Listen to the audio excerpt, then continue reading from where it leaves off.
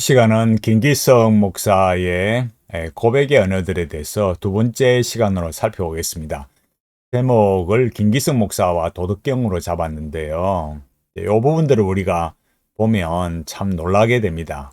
은퇴를 앞두고 낸 책이다 이렇게 말했는데, 김기성 목사는 우리가 조금만 찾아보면 변선한의 제자예요. 변선한 이분이 뭐라고 말했느냐? 기독교 밖에도 구원이 있다 이렇게 말한 사람이에요. 이 기사를 보면 나오듯이 여기 청파교의 김기성 목사, 이정배 감신대 교수 이런 분들과 함께 기독교 밖에도 구원이 있다라고 말한 변선한의 제자예요. 그 다음에 이 책 서문에 보면 이 토마스 머튼의 글이 나와 있습니다. 그래서 토마스 머튼이 우리는 다른 사람이든 하나님이든 우리 자신이 사랑에 빠지는 경험을 하지 못한다면 결코 충만한 실제가 될 수 없을 것입니다. 이렇게 말했어요. 토마스 머튼이 누구인가 하면은 미국 로마 가톨릭의 사제예요. 그래서 로마 가톨릭으로 개종하고 관상기도가로 유명한 사람이고, 칠청산이라는 책이 유명합니다. 이 머튼을 말하자면 이 달라이 라마, 에릭 프롬, 또 뭐 여기 뭐 아주 낯선 사람들 이름도 있지만 스즈키 선사, 이런 탕리칸 이런 사람들과 영향을 또 관계를 맺고 이런 사람이에요. 여기서 뭐라 했습니까? 달라이 라마가 뉴욕 타임즈에 실린 기사에서 신앙은 여럿, 진리는 하나, many faith, one truth 이렇게 해서 뭐라고 말했느냐?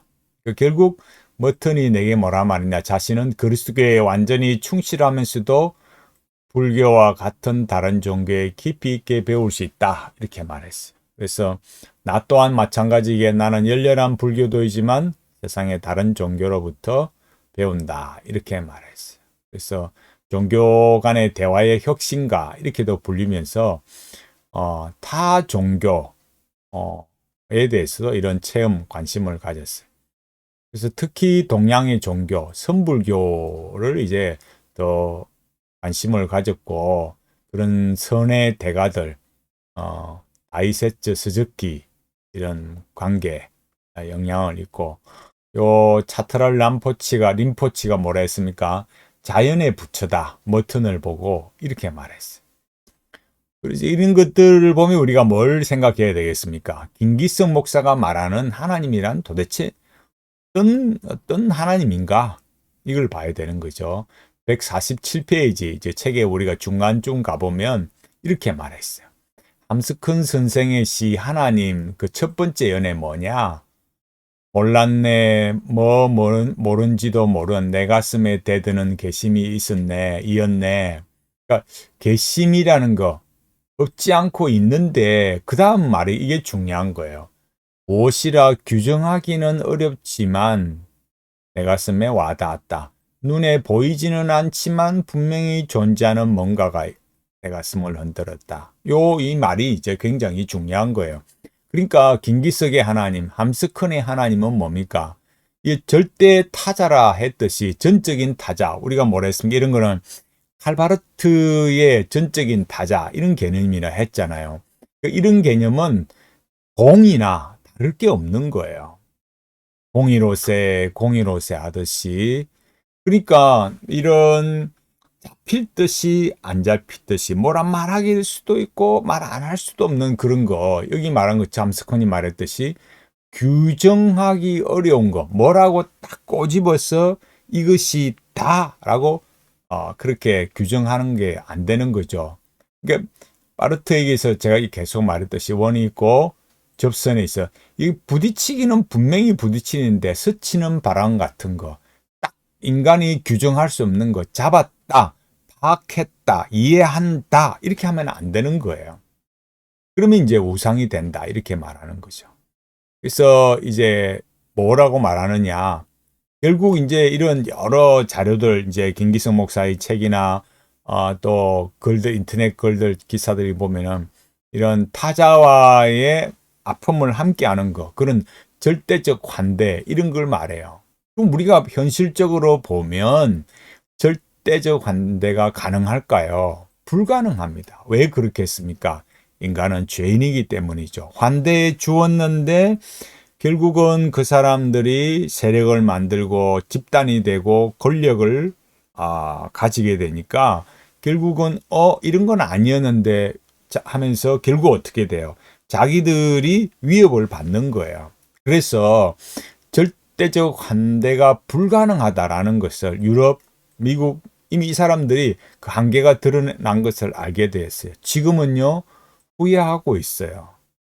우리가 이제 오늘날은 소위 말해서 뭐 우물안 개구리 이런 식이 아니잖아요. 조금만 유럽이나 미국이나 이런 걸 관심을 가져서 보면 이제는 이런 절대적 환대 이런 건 불가능하다라는 것을 그 한계 이런 참 모순에 나타나 있는 거죠. 또 김기성 목사의 하나님을 알기 위해서는 오래된 세길이라는 책에서 제1계명을 말해요. 그죠?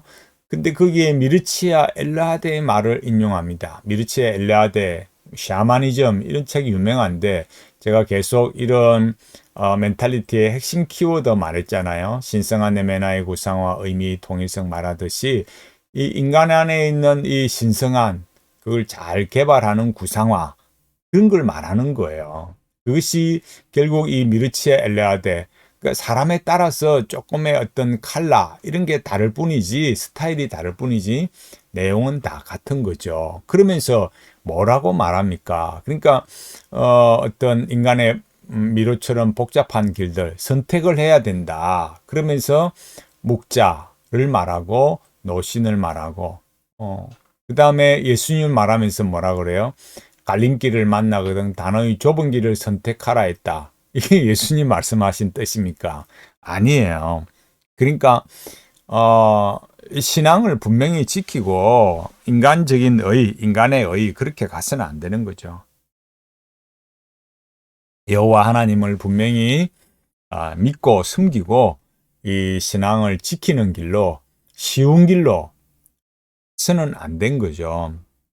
지금 우리로 말하자면 우리가 지금 여기 로잔대에서 여기 말고 다른 데서 로잔대에 말씀드렸듯이 미국 북장로교가 근본주의 5대교를 말했듯이 성경의 모성, 예수님의 동정녀 탄생 이런 거에서 분명히 예수님의 죽으심, 부활, 기적 이런 걸 다 그런 5번 여기에 반대해서 5번 선언서 자유주의와 칼바르트에 오염된 이런 신복음주의 이런 것들을 옹호하고 있으니까 우리가 기독교 신앙의 이 근본주의 5대 교리로 갈 것이냐 아니면 이 기독교 신앙의 이 기본을 부정하는 신복음주의로 갈 것이냐 오히려 지금은 우리가 그걸로 통해서 이 좁은 길이라는 걸 확인할 수 있는 거죠. 그러니까 예수 그리스도의 십자가 부활 똑바르게 말해야 되고 그 길로 고난과 어려움 속에도 그 길을 가야 되는 거죠. 여기 김기성 목사가 말한 묵자, 노신, 예수, 선택 이런 정도겠습니까? 또 출애굽기 20장 3절을 보면 세상은 수많은 신들의 각축장이다. 범신론을 말하려는 것도 단일 신론을 말하는 것도 아니다. 포스트 모던 세계의 현상을 말하는 것이다.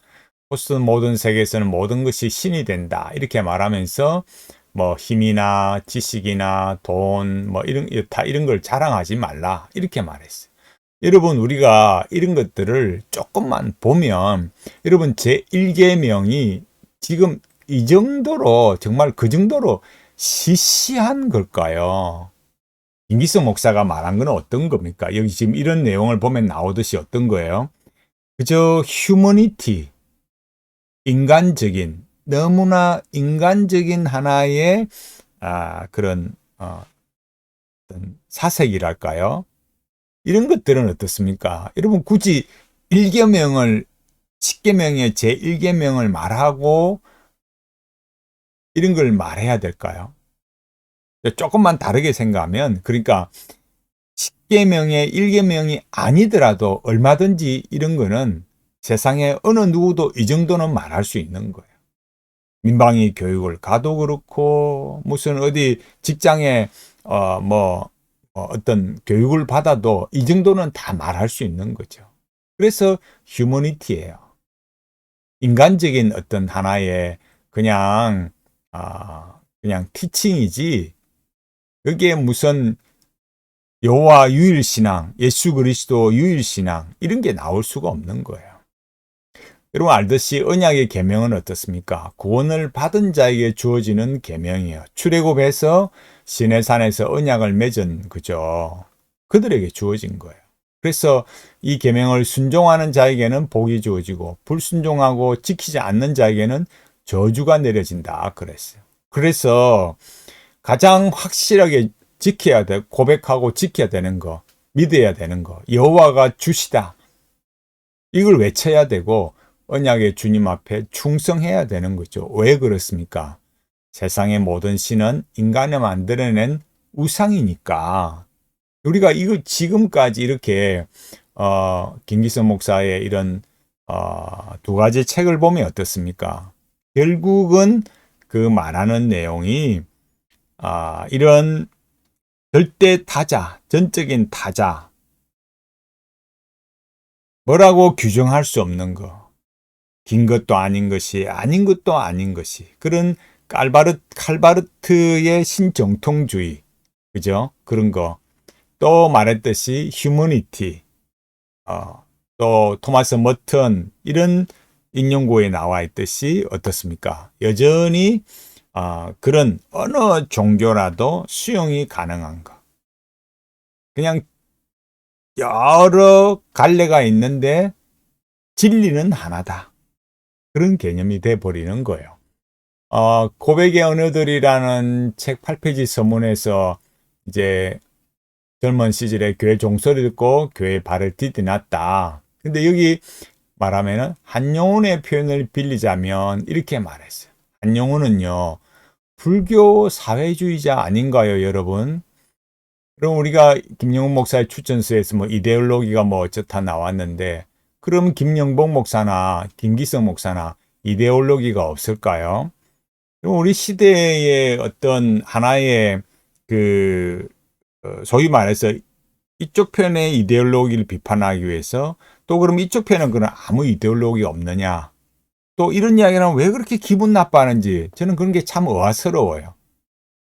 저 사람의 이데올로기 비판하면서 자기도 분명히 이데올로기 가지고 있으면서 저짝 이데올로기는 뭘 말하면은 비난하면 그건 정당하고 자기 이데올로기를 비판하면 그건 다 그냥 정당한 거라고 생각하는 거.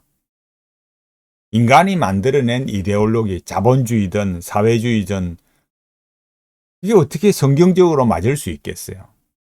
그렇지만 우리는 그런 인간이 만들어낸 이데올로기로 가는 게 아니고 하나님께서 예수 그리스도 안에서 계시해 주신 진리의 말씀으로 우리는 살아가야 되는 거죠.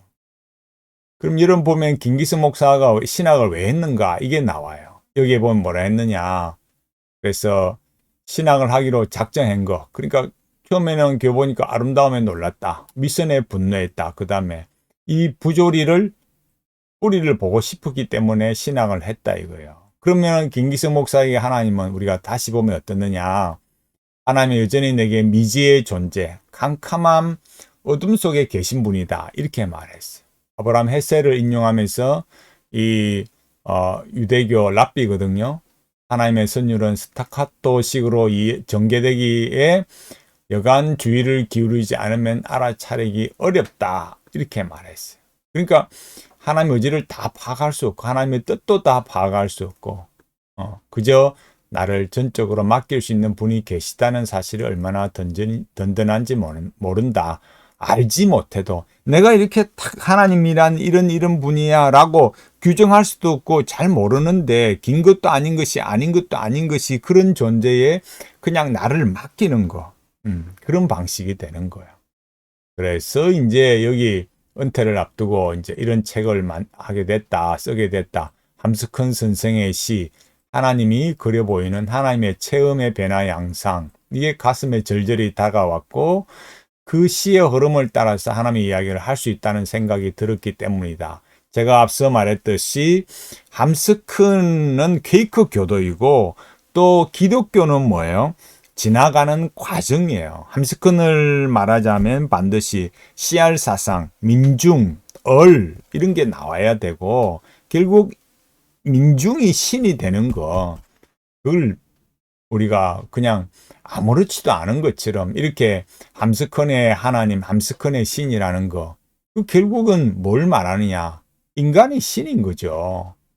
결국 우리가 제가 계속 말했듯이 인간론이 뭐냐, 존재론이 뭐냐, 이걸 아는 것이 중요한 거예요. 여기 출애굽기 3장 6절을 말하면서 김기성 목사가 뭐라 그래요? 하나님은 개념으로 파악할 수 있는 분이 아니다. 히브리인들은 하나님을 설명하기 위해 개념을 사용하지 않고 이야기를 들려준다. 이렇게 말했어요. 그러니까 여전히 뭡니까? 절대 타자, 전적인 타자로서 개념으로 파악할 수 있는 분이 아니다. 하나님은 이렇게 말하고 있는 거예요. 말이 그럴듯한 것 같지만은 분명하게 뭘 알아야 된다고요? 김기성 목사가 말하는 하나님은 전적인 타자, 절대 타자. 잡힐 듯이 안 잡힐 듯이 규정할 수 없는 신이다 이거예요. 그러나 성경은 분명히 뭐라 그래요? 출애굽기 3장 16절은 그런 전적인 타자를 말하는 게 아니라 확실히 살아계신 하나님, 언약의 하나님. 그러니까 나는 너의 조상의 하나님, 아브라함의 하나님, 이삭의 하나님, 야곱의 하나님, 살아계신 하나님, 그 언약을 계시하고 말씀하시고 성취하시는 하나님이다. 언약에 신실하신 하나님이라는 것을 가르쳐 주신 거예요. 그래서 하나님께서는 역사를 계속해서 이루어 가신다. 언약하신 역사, 구원의 역사를 이루어 가신다. 이거를 계속 가르쳐 주는 거죠. 이 첫 번째 강의에서 뭐라고 말을 했느냐 하면 이어지는 이제 첫 번째 강의에서 이제 질문이 그거예요. 하나님에 대해 아십니까? 했을 때 저는 하나님의 옷자락을 슬쩍 보았을 뿐입니다. 라고 말할 수밖에 없습니다. 라고 말했어요. 하나님의 옷자락을 슬쩍 보았을 뿐입니다. 여러분, 이게 겸손의 말일까요? 아니면 여기 말한 대로 아주 솔직한 고백입니다. 말했어요. 이런 말은 마치 모세가 하나님의 영광의 어떤 그냥 그 부분을 본 것처럼 그렇게 말하는 그런 게 아니잖아요. 그냥 전적인 타자로서, 절대 타자로서 잡힐 듯이 안 잡힐 듯이 그냥 자기가 그런 느낌, 소위 말해서 어떤 그런 차원으로서 하는 말이에요. 김기성 목사가 뭐라 합니까? 자기 확신에 찬 설교자를 경계하라. 우리는 하나님을 부분적으로 알 수 있을 뿐이다. 우리 인식의 범주 안에 오롯이 담기지 않는 분이다. 인간의 언어로 포획할 수 없다. 이런 말은요, 굉장히 잘못된 거예요. 왜 잘못됐을까요? 우리는 하나님을 믿기에 성경에 계시던 그대로 충분한 하나님, 우리 구원에 또 우리의 성화에, 우리의 영화에 우리를 영화롭게 하시는 그 하나님 예수 그리스도 성령 하나님의 삼위일체 하나님에 대해서 성경에 충분히 우리에게 계시해 주셨기 때문에 담기지 않는다, 부분적으로 알 수 있다, 언어로 이런 말을 할 수가 없는 거예요. 그 다음에 우리가 알아야 될 거. 그러니까 이런 김기성 목사에게 하나님은 뭐예요? 절대 타자가 되는 거. 그래서 하는 말이 뭐냐? 이 제가 하는 말이 아니고 이 고백의 언어들, 제가 여기 페이지 안 적었네요. 여기에 보면 노자의 도덕경 1장에 전하는 메시지도 그와 같은 맥락입니다. 이렇게 도가도 비상도, 명가명 비상명 이런 걸 말하면서 그러니까 성경이 말하는 그 하나님이나 자기가 알고 있는 그 기독교의 하나님이나 노자의 도덕경에서 말하는 이 도가도 비상도나 같은 맥락이다 이거예요. 그러니까 도를 규정할 수 있는 도는 이미 도가 아니다. 규정이라는 말 굉장히 중요한 단어죠. 이름을 짓는 순간 그 이름의 실체는 삐뚤어져 나간다. 언어로 기호하는 순간 우리의 경험의 실상에서 멀어질 수밖에 없다. 하나님에 대해서도 똑같이 말할 수 있다. 이렇게 말하는 사람이 김기성 목사예요. 그런데도 사람들이 이 김기성 목사의 실체를 모르고 사람들이 그렇게 많이 좋아요를 누르고 시청을 하고 있는 거죠. 실체를 알면 이런 거는, 이렇게 말하는 거는 기독교가 아니다. 성경의 하나님이 아니다. 이걸 분명하게 아셔야 돼요. 그래서 하는 말이 뭡니까? 유한한 인간이 무한하신 하나님을 온전히 이해한다는 것은 불가능합니다.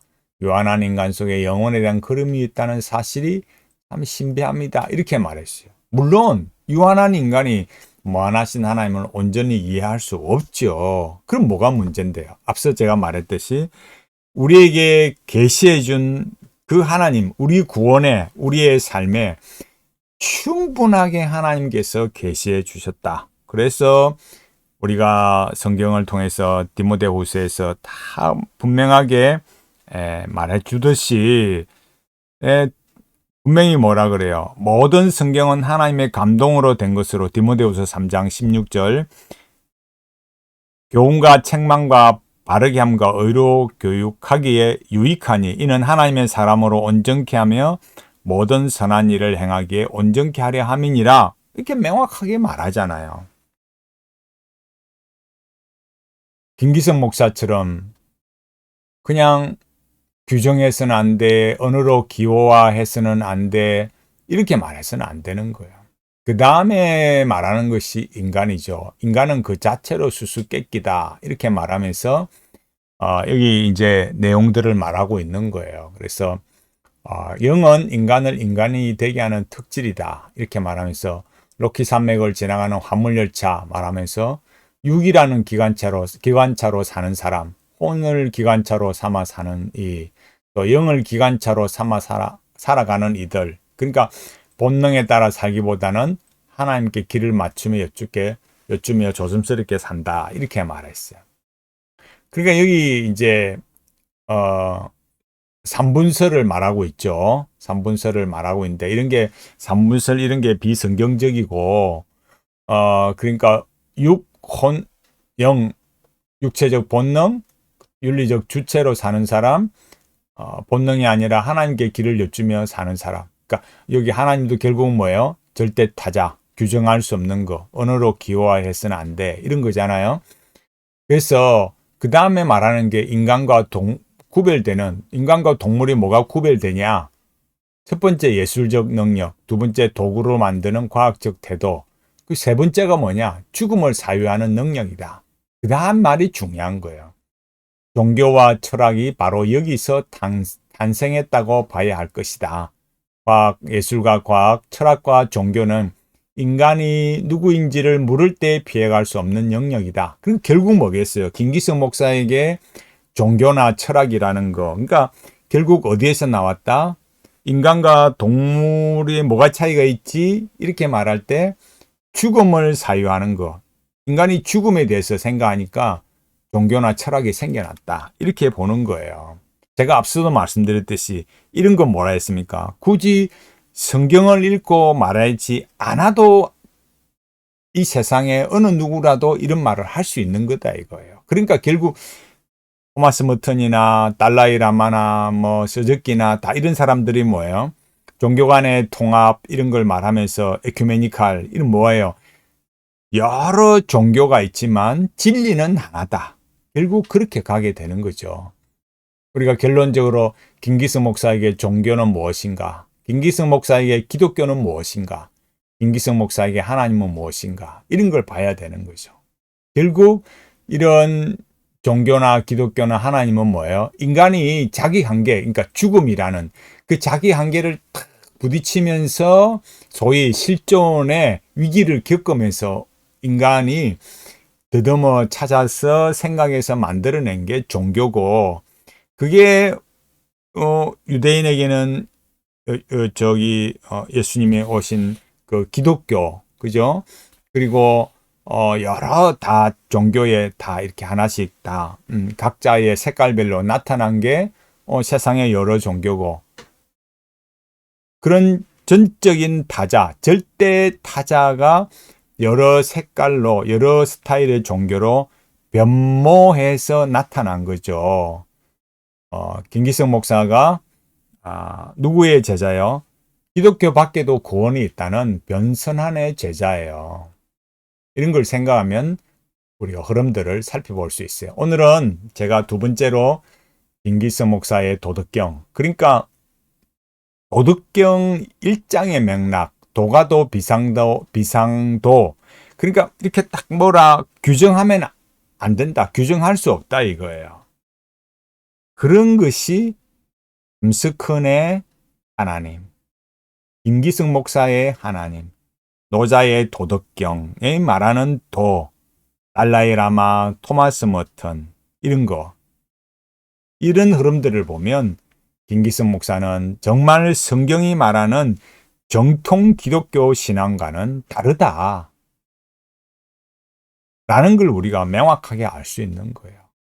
우리가 이런 것들을 보면서 우리가 기독교 신앙으로 가기 위해서는 어떤 길로 가야 되는가? 성경이 말하는, 제가 앞서 디모데후서 3장 16절 17절을 읽었듯이 성경이 말하는 대로, 성경에 계시된 대로 예수 그리스도 안에서 분명한 믿음의 고백,